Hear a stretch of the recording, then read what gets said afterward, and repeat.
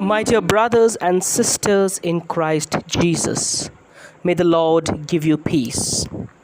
Today is the 26th of November, and we are in the 34th week of the ordinary time.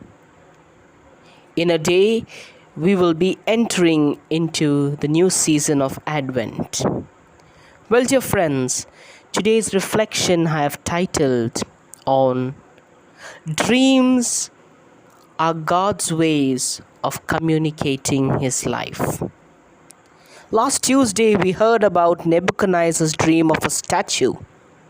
And in today's first reading, we see Daniel himself receives a vision which is similar to the one Nebuchadnezzar received.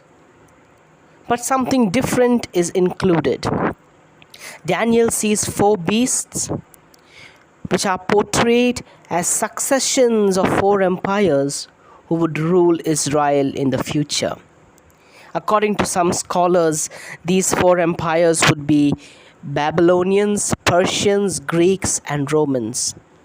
The vision of Daniel was quite terrifying and violent.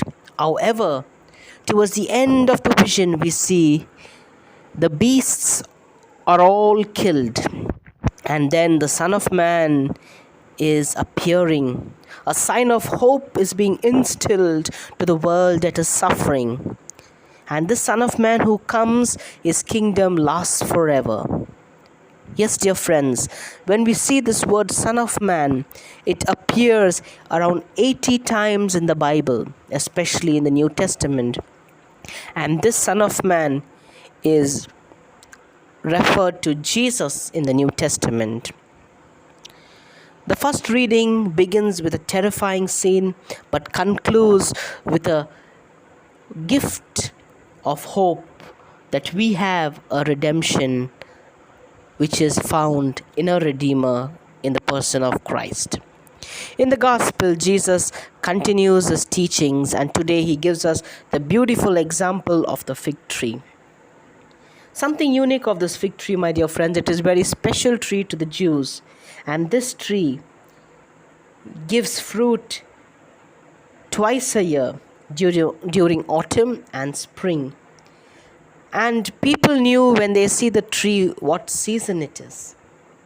But they had failed to recognize the true tree of life, that is Jesus. And therefore Jesus says everything will pass away. This fig tree will pass away. This generation will pass away. But my words will remain forever. In 2 Peter chapter 3 verse 13 we read, St. Peter says, you and me, we all are looking forward to a new heaven and a new earth. Therefore, we are called to prioritize our life, to prioritize our listening, to prioritize our focus. Matthew 6:19-20 we read, the Lord tells us, store up treasures in heaven.